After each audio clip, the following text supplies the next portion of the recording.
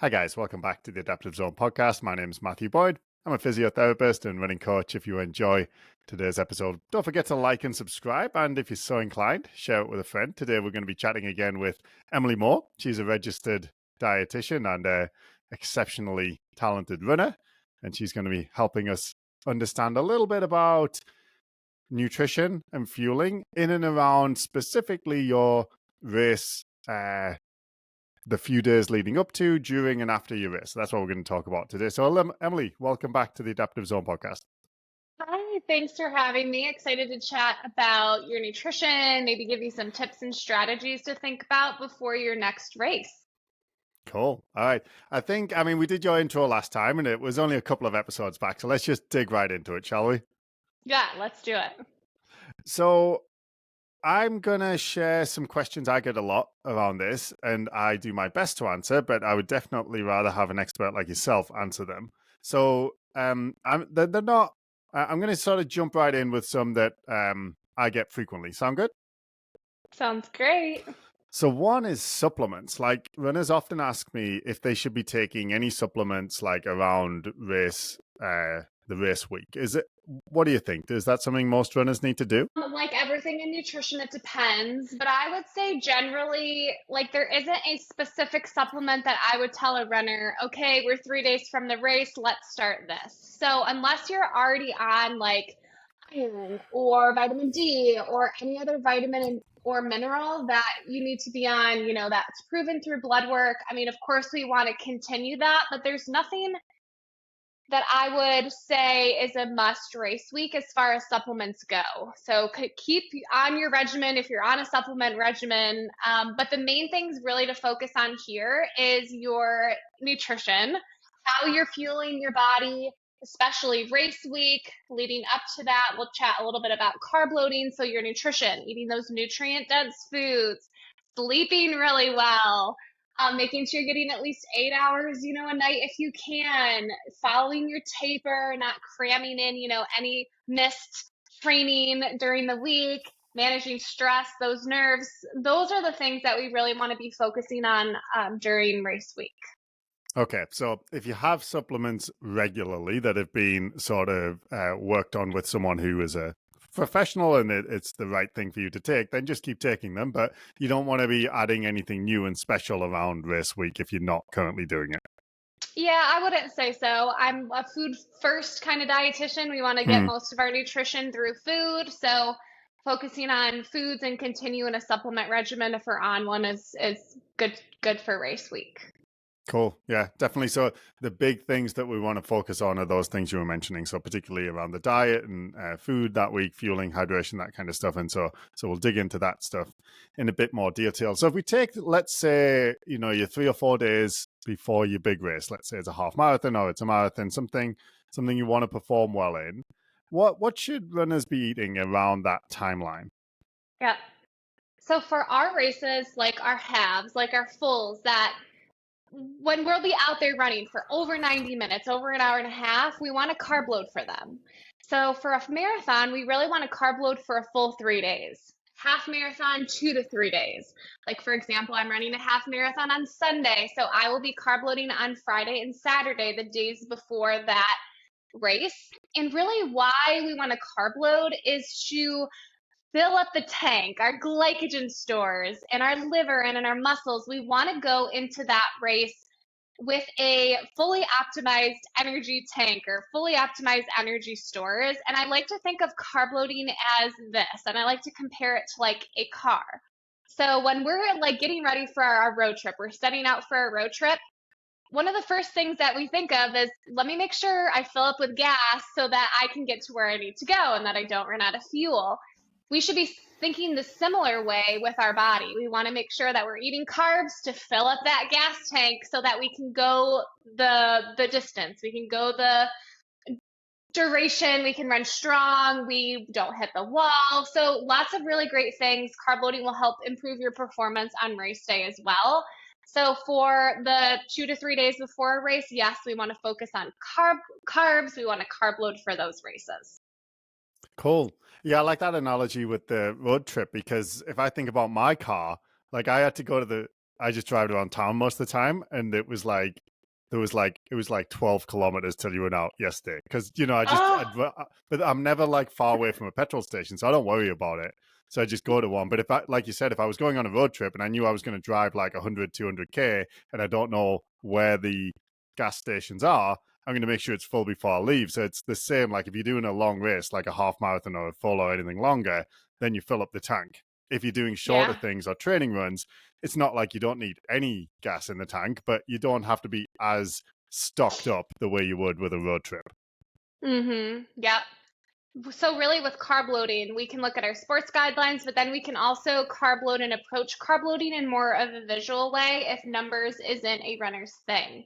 Mm, So our sports guidelines recommend 8 to 12 grams of carbs per kilogram of body weight per day, each day that you'll be carb loading. So for those 2 to 3 days. So we want to hit that every single day when we'll be carb loading. I know like numbers isn't for everyone. Sometimes that could be triggering to some people. So we can go about it in more of a visual way. And this is the route that I'm taking to prepare for my next half.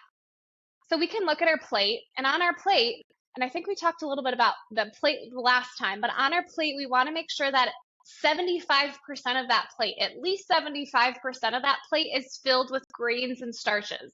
Potatoes, pasta, rice, bread, any of those grains there, any of those starches, 75% of that plate should be those grains and starches because again, we need the carbs in order to fill our glycogen tank. So that's what a plate should look like visually. We want to have a source of protein on there.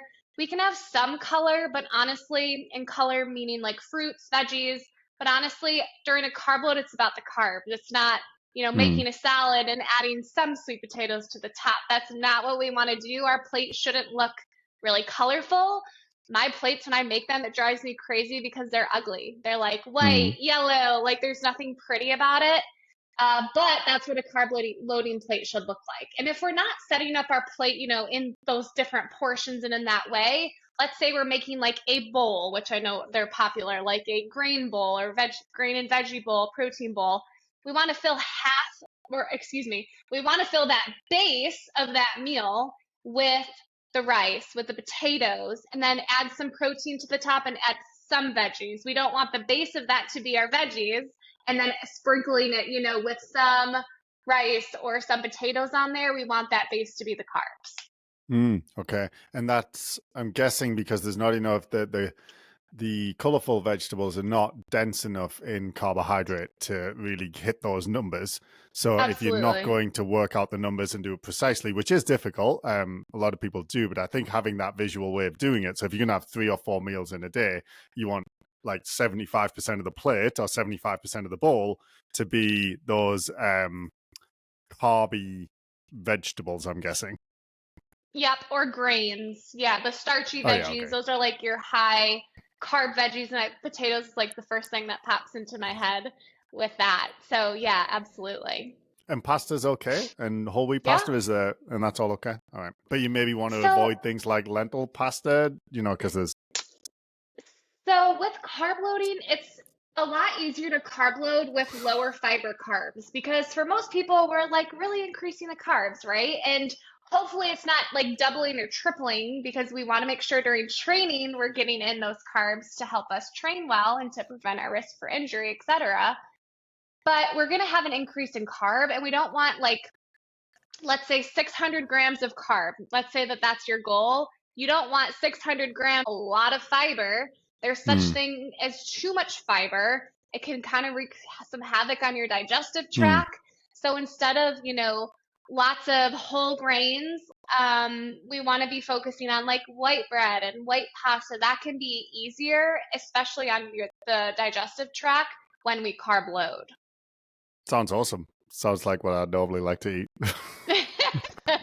You'd So be all a this, carb loading champ, I yeah. am, yeah. So what about things like sugar then, like cookies and candy? Does that where does that fit in if you're thinking about carb loading? Would that help, or is that like Yeah, counterproductive and having some like Pop Tarts in there, having some, like the fruit snack gummies, like those little fruit snacks. Like I know mm, some people like to use those carb loading. So I would kind of have a mixture of some of these grains and then a mixture of, some of those foods if that's what you want to do. I know, like for me personally, I'm going to speak from personal experience with carb loading. I've tried of like Pop Tarts and sugary cereals and all of that, but that doesn't make me feel good. It does not make me feel right. good. Okay. So I like to focus more on like the grains. I'm not like I'm a sweets person every now and then, but like all that sugar to me, like it doesn't make me feel good. We don't want to be like fearful of sugar. We don't want to be fearful of, foods and get into like a very restrictive mentality with it. But yeah, I mean, there's lots of people who like to use Pop Tart, and I say Pop Tarts because they seem to be popular right now. Pop Tarts for carb loading, Pop Tarts, pre-run. It is a source of very easy digestible carb, and it can fit within a carb loading plan for sure. I think the key here is to test out your carb loading plan during training. Test out Mm, at least one day of that. That way you can like create your plan, you can test out different foods, different meals, and figure out like what feels good to you and your body. And then, you can carb load for real before race day, knowing like, hey, I tried out this plan once during training. It, worked really well. I felt really good doing it. So I can just repeat that, for the 2 to 3 days now before the race. yeah, that's a nice idea. Like I often get my runners to practice their carb loading in the week or two prior, but I think what would be better just occurred to me as you were saying that is like usually, especially if you're doing, I mean, marathons and half marathons, usually in the sort of 4 to 8 weeks prior, there's a couple of those weeks where you have like a really long run compared to what you've been doing, and I think sort of doing a rehearsal carb load then, at least maybe the day before and that day or 3 days prior, but maybe not quite as much as you might do for your goal race. Then you know what you're doing, and you just kind of slip into it when it comes to those 3 days prior to the race, rather than trying to get your gut used to all this extra carbs when it hasn't been doing that before. And I think I'm going to incorporate that. I'm going to make a note of that. And I think I'm going to start systematizing that to use that with our athletes, because that's a really good idea. Mm-hmm. My takeaway from what you were saying about the sugar and the candy and that kind of stuff is like, you've got your meals, your 3 or 4 meals, and you want them to be like real food. And you want them to be like 75% carby food. And then if you want to have like Pop Tarts and stuff in addition, or a bit of candy, like it's not going to do you any harm. It might help a little bit, but you don't want to be trying to hit those carb targets by eating as many Pop Tarts as you can, or, like hitting the numbers through that food. You want to do it with your meals by replacing what you would normally eat with a bit more like 75% carb food. Have I got that right? Yes. It's probably not going to feel good to eat 600 grams of carbs that is from Pop Tarts. That's going to be a I'd have to do lot. the So, numbers on that. yeah, I would too. I know. Maybe like a Pop Tart has maybe like 2 packs have 75 grams of carb. Yeah, it would be interesting to see that, but that's a lot of carb coming from Pop Tart. But yes, meals. Let's focus on your meals. Eat your 3 meals a day during a carb load. Add some snacks in between there. That way you don't have to eat these giant meals. You're spreading out your carbs throughout 3 meals, 2 snacks a day. And drinking carb-rich liquids can be really helpful too. I find that if I drink something like Gatorade, or I have juice at breakfast when I'm carb loading, or like Scratch Labs, Talent, like if I'm sipping those throughout the day, I can get a lot of carbs in that way. It's not as much volume compared to like a big plate of pasta, but it's just another really great way for me to hit my carb goals, but to spread that out, throughout these multiple meal snacks and liquids. Okay, cool. 22 Pop Tarts for me. It is. I worked it out. If I was going to do 800 grams of, yeah, Holy 22 cow. Pop Tarts. So no, that's not my strategy. I don't think it's going to be a race winning strategy. Oh, That that probably not sounds going to feel disgusting. so great. And like No, the last exactly. thing we want to do, before a race is like be in agony, right? Like have our stomachs hurt, cause GI distress, right? So yeah, probably not the best strategy.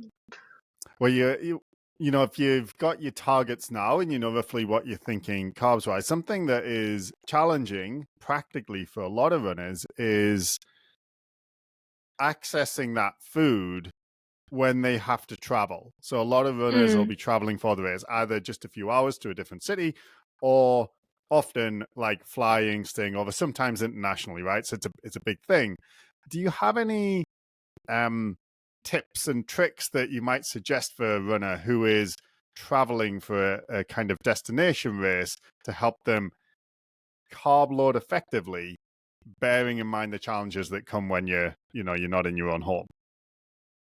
Yep.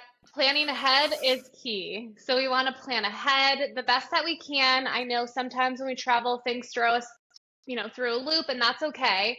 But we want to plan ahead and stick to really that carb plan that we have. Try to still stick to that 3 meals a day, the 2 carb snacks a day, the carb-rich liquids.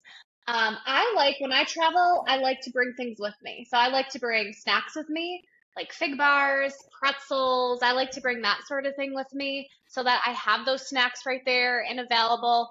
Or, say you're plan to stop on the road and you're ordering this meal and, it kind of falls short in some carbs you think. So, like, maybe you take one of your snacks and kind of supplement that meal Mm. so that you're kind of staying on track there. I also like to bring carb-rich liquids with me, so I'll bring Gatorade or I'll bring. I really enjoy traveling with those individual bags of electrolytes, like the Scratch Labs. They have carbs. The individual little packets of Talon, really good source of carbs too.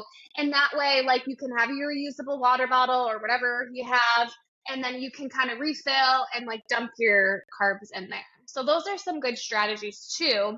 Kind of map out where you think you can stop, or like if you're driving, kind of map out like a good spot. Maybe it's Subway to get a sub, carb rich sub, or maybe Mm. it's some sort of like pasta place or rice place, stir fry place. Those are some really great carb loading meals.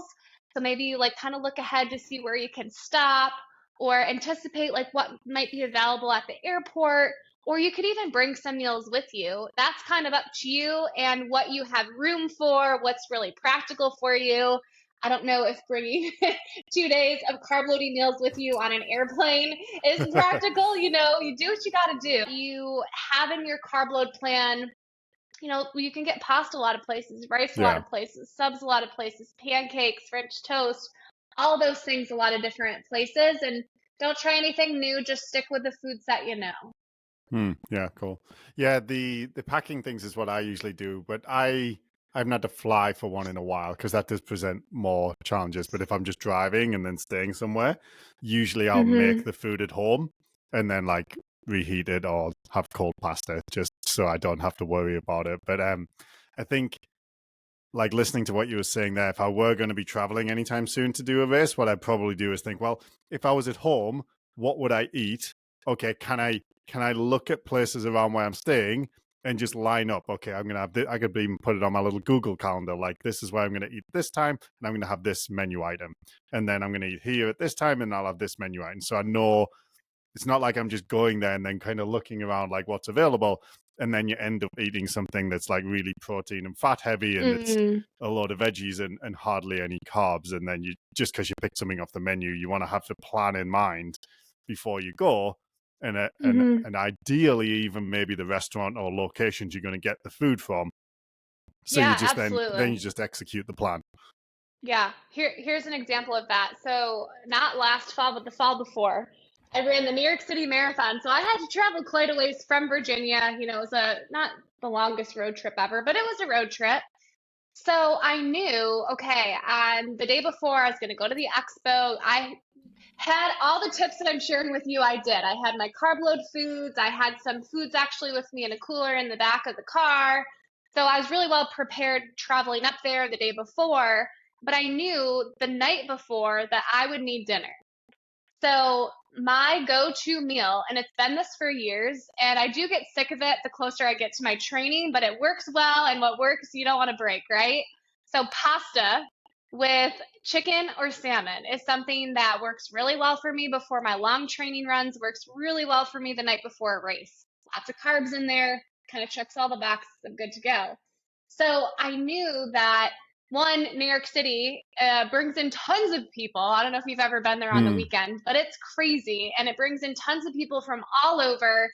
So I planned ahead, and this is like months in advance because I was terrified that I wasn't going to get a reservation. And I didn't want to be like, at 6 o'clock thinking like, oh my gosh, what am I going to eat? Where am I going to eat? That's added stress that I don't need. I got enough stress and things to think about for race day and my race strategy and all of that. So I thought about this months ahead of time. I made a reservation at an Italian restaurant, looked up their menu ahead of time. I found a very basic pasta dish. And when I went there, I got a very basic pasta dish. It was like pasta with red sauce and maybe some chicken in there. I love food and I love trying different foods when I'm out. We don't want to do that before a race. Like there were a Mm. lot of really great pasta dishes with like different vegetables and sauces, but I, focused on what I knew and I focused on what I needed before race day. And that's actually, I just made my reservation for Saturday night before my race on Sunday. We're going to eat at an Italian place and I'm going to get a basic pasta dish. Mm. Yeah. And then you're not going to look at the menu because you don't want to be tempted to get anything else that you Yeah. haven't rehearsed with. Okay. Yeah. Just focus on the plain pasta dish. And with the like a lot of races will put on a meal. Do you know what I mean? Like a pasta meal or whatever. What do you think? Is that a good strategy or what do If you knew that ahead of time, which you would probably, because I think they would probably promote that and market that ahead of time in the race, just make sure that pasta's okay for you, make sure that it's not pasta that you've never ever had before a long training run. I feel like most people have tried pasta before a long training run. you But yeah, keep it simple. I mean, I doubt that it's going to be very, fancy pasta dish. Just keep it simple, and I think that's good. I think a lot of times runners, and I used to be this way when I knew nothing about carb loading, is I thought carb loading was you eat a huge pasta dinner the night before a race, and that's carb loading, and you stuff yourself. And I think a lot of runners kind of fall into that mentality of like, okay, I have to like eat all of this, like stuff myself and get all these carbs in. But we don't need to stuff ourselves the night before a race. That's probably not going to feel so great. You can wake up kind of with I don't know. I've done that in the past, and it's like a lot for my system to process at once, and it doesn't make me feel great GI wise, my GI tract great. So eat till you're comfortably full, have your carb meal. Maybe if you need a snack later on at night, perfect. But we don't need to like stuff ourselves and get to the point where we need to like change our pants because our bellies are pressing up on our pants or zipping them or unbuttoning them. We don't really need to be excessive with it. Yeah, that's a super. I think that's more common than not. Like the trying to. It's like a lot of runners I find don't really like look up exactly what carb loading should look like, and they just kind of have the vision in the mind of the night before the race, you're eating gigantic plates of pasta, and then they kind of do that because they think that's what you're supposed to do. But I think I don't know if this will catch on, but you could think of it maybe more as like carb replacing rather than carb loading. So you're just taking your 3 or 4 meals and making them 75% carbs. But you shouldn't feel any more full after those meals than you would after your normal meals. They should all be the same size. And then that evening meal before the race is no different to all the ones you've been having for the last 3 days in terms of like volume. You shouldn't feel stuffed, and it's not like an eating competition. Yeah. I would say that there will be times probably during a carb load when you're not hungry for a snack or you might not be hungry for a meal, but we want to not skip a meal and do the best we can to still get a snack in without getting to that point where you feel like nauseous and like super stuffed. So there might be times when like I know for me, usually it's that afternoon snack between lunch and dinner. I might not necessarily feel like eating it, but I'm not going to get sick or feel overstuffed if I eat it. And I know that I want to meet my carb load goals so that it can perform well. So I'm going to try to get that snack in or, replace it with a carb-rich liquid or something like that. So there are times. Right. And again, we're not stuffing ourselves, like you said. Like, we're not stuffing ourselves, but if we can get that in, let's get that in. Okay, then it sounds like to me really important then is to have a plan and rehearse it, because then you're not risking doing something like overeating and making yourself feel unwell. So if you've done it, twice in the previous 6 weeks, where you've done a kind of rehearsal carb load and you know what you're going to eat and you know how that feels, and you know in the afternoon, yeah, maybe I don't feel like eating this snack, but I've done it. I did it 3 weeks ago and it was fine. And I'm gonna. Hmm. So then you have your plan, so you know your goals, and you also have your experience, so you know where your kind of line is. Because if you're trying to top yourself right up, like you said, it's not maybe going to feel quite as comfortable as normal eating, and you're not quite just eating to hunger, right? You're eating maybe a little more than you normally would, but you want to know Hmm. what is okay for you. Exactly. It's all about like finding that balance. And that's why I recommend to trial this out during, I do this myself and I take all my athletes through this myself is like we're picking, a week where we're doing a dress rehearsal of all the things. We're, eating, we're carb loading for one day leading up to the training run. We're just practicing for the race day, but we're doing one day of carb loading. We're eating the same dinner that we would the night before the race, morning of practicing breakfast, the timing of your breakfast. So we're doing like a run dress rehearsal, run through of all these things. And that honestly can give you the opportunity to see like, okay, I liked this and this worked, but this didn't work and we need to switch this up. It gives you that room to make those adjustments before you do it for real on race day. Okay. And then on race day, what should the strategy be generally when you're talking about like race morning and arriving at the race? So everything leading up to the sort of start line. Hmm. So we want to get up. We want to give ourselves enough time to digest. We want to first eat that carb-rich breakfast, the one that we have trialed during our training, lots and lots of time. So you sticking with that same breakfast. Maybe, for breakfast, if you're traveling for a race, maybe that is stopping at the grocery store the day before to pick up that bagel that you always eat before your long runs, that you'll eat before Hmm. the race, the bananas, whatever. Maybe you're bringing that. So for my race on Sunday, I'm stopping here in Richmond and I'm getting my favorite bagels and I'm going to bring that to Virginia Beach with me so that I don't have to worry about breakfast. But we want to make it carb rich. When we wake up in the morning, our carb stores can be a little bit depleted. So we want to get that carb rich breakfast in us. We want to make sure that the timing of that breakfast is okay so that we're not starting the race with a belly full of food. That's not going to feel well or work out very well for you. So that timing piece is important too. And that's, again, something that we need to practice during our training. And then timing wise, like, is there a certain like don't eat, like make sure you eat at least 30 minutes prior, 60 minutes prior, 2 hours prior? Is there a certain amount that's like a cutoff time where it's like stop eating at this point before the start line? Mm-hmm. So when it first comes to, I'm going to back up a little bit. When it first comes to the amount, like how much should we eat? I get this question all the time. And we want to aim for at least 1 gram of carb per kilogram of body weight. But we need to give ourselves an hour, maybe an hour and a half, 2 hours to digest that. If we can continue to optimize to like 2 to 3 grams of carb per kilogram of body weight, it's more carb, right? So the more we eat, the more we need to give ourselves time to digest.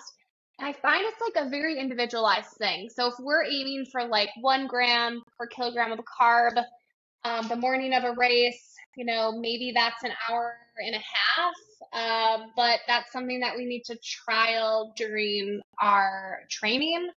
Another thing to think about too, and this is actually something that I had to deal with the New York City Marathon, is it started, when did I start? Like 9:30, 10 o'clock is when I started the race. That breakfast that I ate at 5 o'clock before I had to like walk to the bus, get the bus at 6, that is not going to cut it. That's like hours and hours before. That's not going to cut it. So you need to like build in those snacks there. But, and a lot of athletes don't like to hear this, but like if your race start time is 10 o'clock, if we can do like at least one, if not two training runs with a start time of 10 o'clock, then you can practice that breakfast, practice those snacks and the timing of all of that. Okay. So maybe in those race those training weekends where you're doing more of a rehearsal, as we talked about with the carb loading, do your long run starting at the same time as your race, so you can practice timing your breakfast. And then if it is a bit later, you can practice, okay, I have my breakfast at, let's say 5 a.m. because I know that's when I've got to get up and get the bus. But then I know by 10 a.m., that's 5 hours later. What am I going to do in between those times? So let's say that was the scenario, and that's what I had to do this weekend. What should I eat during that 5 hour period that would be practical, given I'm going to be traveling to the race and, there's going to be a bajillion people around, and it might be hard to kind of rely on a certain location to go for food or something? Oh, yeah. I would not rely on what's going to be available to you. I know some races will give like coffee beforehand. Maybe some races will give bagels beforehand.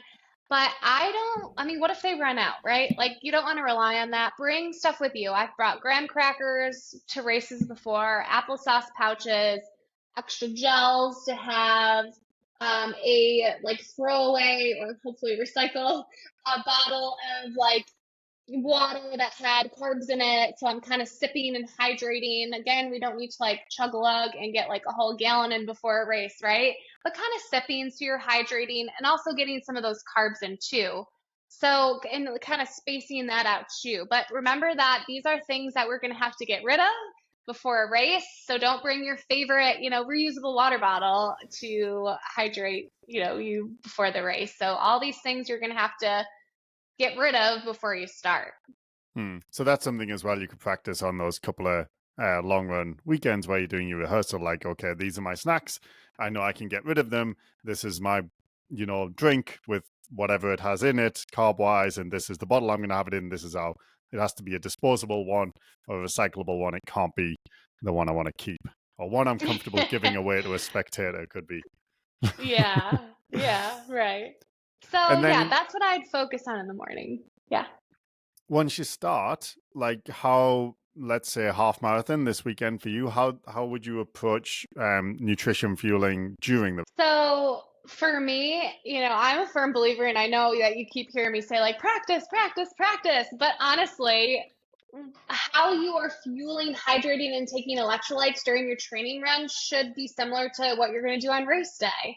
And we want to build up. Like, so we want to make sure we have fuel, carbohydrates built into our plan, whether they are from gels, sports beans, gummies, food.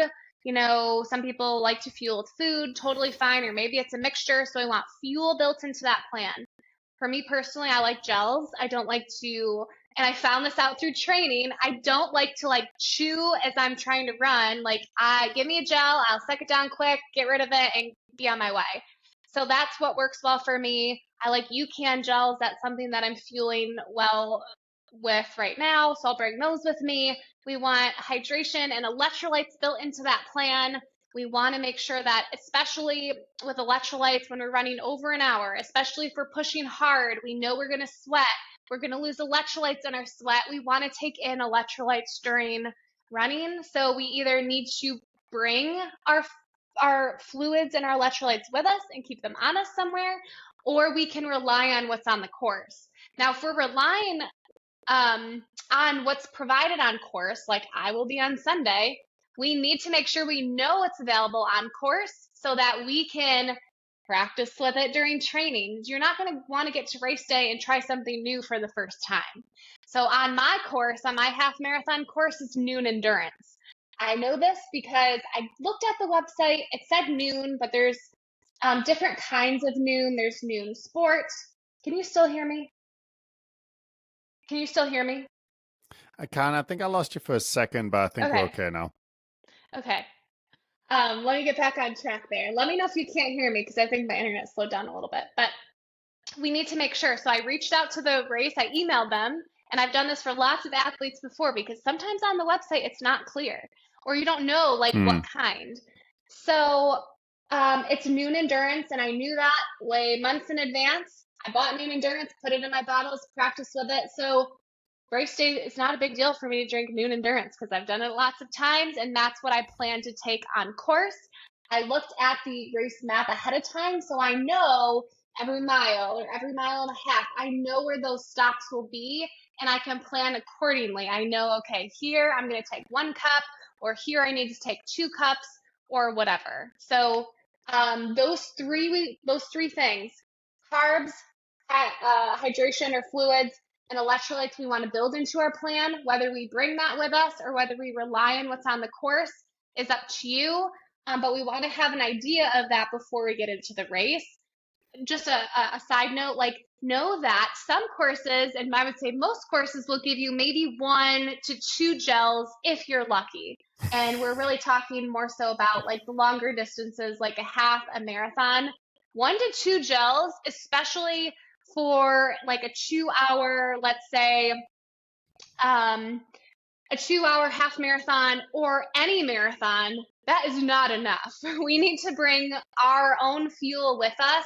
And I would say at a lot of the race courses, like, gels aren't provided until, way along on the course. So you've been running and you're out there for a while, and then you finally offered a gel. We want to be proactive with all this stuff. We want to take in carb, fluids, electrolytes, at least within that first 30 minutes. I'd kind of bump it back up for fluids and electrolytes, but we want to be proactive. We want to have a plan. We want to stick to that plan and make sure we're taking these things in at consistent intervals all throughout the race. We don't want to wait until we feel low in energy. We don't want to wait until we feel like super thirsty, like an hour, hour and a half into the race. We don't need to be getting into these large deficits, because that deficit is going to accumulate over time. So we want to avoid that. Yeah, I think, excuse me, what you were saying about taking your fuel, like I never even noticed, but I always say this whenever I make recommendations about this, is if you want to do like hydration, like water and electrolytes from the tables, from what the race gives out, yes, you can do that, but we have to look at the website, you have to look at the map, and you have to write down exactly what it's going to look like. So how much are you going to take per table or per second table, or whatever it is, so you know you're going to hit that hydration targets. But fuel you have to take. Like, you can't rely on them having the gels. They might not have them. You might not like them. They might have a different flavor than you think, and it makes you want to puke when you're, 3 hours into your marathon and you're trying to eat some. I remember one time they had this salted caramel thing, and honestly, I almost threw up as soon as I tried it. I was like, why did I try that? That was such a mistake. Okay. And then in terms of the like grams of like number of gels, I know you said you've got to practice, you've got to have your plan, but is what would be the like ballpark or rule of thumb that you would recommend for your typical runner if they were doing a half or a full marathon or longer? Yeah. I would say anything over an hour is what we want to fuel. Any race where we'll be running over an hour, we want to make sure we're fueling, taking electrolytes and fluids. When we're running between, anything under 2.5 hours, for fuel, we want to aim for about 30 to 60 grams of carbs an hour. So I would say most 2 gels of the common gels kind of fall within that range. So maybe let's say it's like 45-ish. Plus, if you're taking a sports drink that has carbs in it, like if Gatorade Endurance is on course or Noon Endurance, you're going to get some extra carbs that way. If you're running over 2.5 hours, which I would put some half marathoners in there, definitely most marathoners fall within that. I would say we want to bump that up because we're going to be out there longer. So we want to fuel at higher rates. So 60 to 90 or more grams of carbs an hour is what we want to aim for. And it's okay doing training to start small and then build, because it can be a lot to go from 0 grams of carbs an hour if we're not fueling to 90 grams of carbs an hour. So we want to train our digestive tract over time to take in these gels, to take in the carbs, and to be able to absorb and tolerate that over time. So as far as how many grams, that's what I would recommend generally. With this stuff, it's very individualized, but those are the general recommendations that I'll give you. And what can really be a game changer to get to those higher targets, the 60 to 90 or more grams of carbs an hour, is what we're eating, so our gels, our fuel, plus it's so helpful if we have carbs in the electrolyte drink that we are drinking. Okay. Okay. And then, so we've got through the race. It's gone well. Everything, race week, the carb loading went well. Breakfast and stuff and pre-race snacks went well. Executed our written fuel and hydration plan, and that went perfectly. And now you've Yay! hit a new PR and you've completely obliterated your body. What should you eat after the race, maybe that day and the following couple of days, to help you repair and adapt to that trauma? Yeah. Trauma. I mean, it is, right? Especially from pushing it, right? So immediately after the race, and this is something to plan for. I have a plan for this for Sunday, and I'll fill you in on what that is. Protein, carbs, fluids, and electrolytes, we want to get those in ASAP. Because for carbs, what is that going to help us do? It's going to help to replenish your glycogen stores, and that's going to help with muscle recovery. We want to get that protein in to help us repair our muscles and our tissues. And then fluids and electrolytes, we want to get that in because we're going to be, we probably are going to be in a bit of a deficit after the race. Excuse me. Even if we're taking in fluids and electrolytes, because we lose those in our sweat. So we want to aim for those three components as soon as we can after the race. That's going to be a game changer in helping your body recover because it cannot recover very well without nutrition. So that's what we want to aim for right after. An example of what that could be in terms of food. I like to bring either protein powder or like a pre-made protein drink with me to keep in the car or to keep on my husband. So when I see him after I get my medal, then I can go to him and he can, give me all my supplies. So that's really easy. Or a protein bar could be really helpful there. Carbs, I like to bring pretzels, a bagel, dried fruit, something that is pretty carb rich. And then I typically will have my water bottle with some sort of electrolyte pack that I could just dump in and start drinking. I don't like to rely on what's going to be available after the race. I know the race can provide things, but and I don't know if it's because of COVID and we went through all of that, but I find that there's not a whole lot available after the race. Maybe it's like a piece of pizza or a banana. But, I really want to make sure I'm getting, yes, carbs, but that protein in. So I like to bring my own thing so that I don't have to rely on anyone else. And that's something that I'm planning for now and getting all my supplies together now so that I'm ready for after the half, I'm ready to start recovering. Yeah, cool. Yeah, so the old post-race beer is not sufficient, is not the best strategy to just have a beer and sit in the sun after running 4 hours for a marathon. That's probably not the best recovery strategy. Yeah, if you're gonna have a beer, please put some water with that. Please put a snack with that. I mean, yes, An you're electrolyte. You can have the beer as well as yeah, those things. I mean, you did earn it. yeah, Well, yeah. that's a And good one for me because I'm vegan, so all that food at the end of the race is never any good for me, apart from usually like a bag of crisps and then a beer. And it's like my post-race recovery, I really have not done well in the past. So that is something, and I think it's just not planning, right? So and then I look around at the end of the race, I'm like, oh yeah, I can't eat any of this stuff, so I guess I'll just be hungry for a while, and it's not a good strategy because then I'm just delaying that recovery period and making it harder, making it take longer to get over and adapt to, and then get back to training. So having like a big, basically like a packed lunch, like this is bring this, you put it in your bag or whatever. This is what I'm going to eat afterwards. And it has, carbs, protein, an electrolyte drink. It's not that hard to do. You'll have been doing it in the days prior anyway. Yeah, absolutely. Yeah. So yeah, that's something good for you to focus on in the future. For my next one. Yeah, something to work on. Yeah. I think Good. that sort of brings us to a close on what we want to do with this episode. Is there anything that we haven't touched on that comes up a lot that you want to make sure we touch on, or is it like does this kind of line up everything that runners need to have in mind race week and just after? So I think we did a really good job at covering like carb loading, all the pieces leading up to the race. One thing that I want to touch on is after the race, actually, and this comes up a lot with not only after racing, but after long training runs or after like longer speed workouts, is poor appetite. And I always get a question like, what should I do if I just did a long run, but like I don't feel hungry and it's really hard to eat? This comes up a lot, and there's different reasons for this. One being that when we're running, we have less blood flow to the GI tract, so things kind of slow.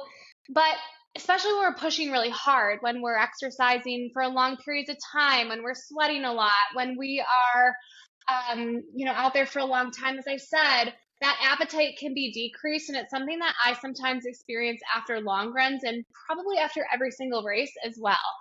So Mm. in that case, know that we don't want to just say, oh, I'm not hungry, so I don't need to eat. No, we don't want to look at it like that, because again, nutrition is going to help you recover and going to help you feel good for your next training or help you dive into training again after the race.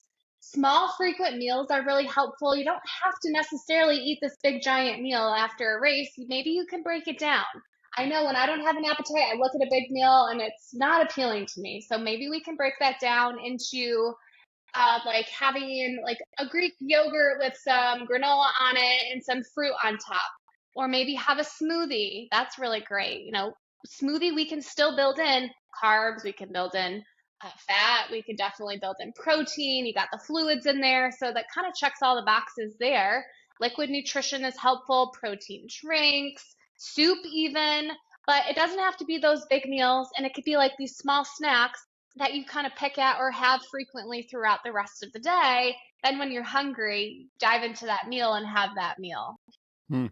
Yeah, so it's just learning what your response is and having a plan for it, bearing in Hmm. mind that you can't necessarily trust your body, because it's not that you can't trust it, but that you want to have a strategy that bears in mind the fact that your appetite will be a little suppressed by the effort, and you still need to recover. So you're working with that information rather than just kind of, oh well, I mustn't need to eat it. Yep, there is a thing called practical hunger, and that's when we eat because we know our body needs it. We might not feel physically hungry for it. Our stomach might not be rumbling and telling us, hey, I'm hungry, you gotta eat something. But there are times like after a long run, after a race, when you don't have an appetite, that we want to eat despite not feeling hungry, because we know it's the best thing we could do to support our body, support our recovery, take care of our body. So practical hunger, that's called, and that's something that I talk to my athletes a lot about. But yeah, it's practical hunger, planning ahead, not feeling hungry, but knowing I'm going to eat anyway because this is how I can take care of me. Cool. I think that's a great place to end it, Emily. If the listeners want to learn more from you, where would be a good place to connect with you? Yep. So you can head over to my Instagram. It's the Dietitian Runner. Dietitian has two T's, no C.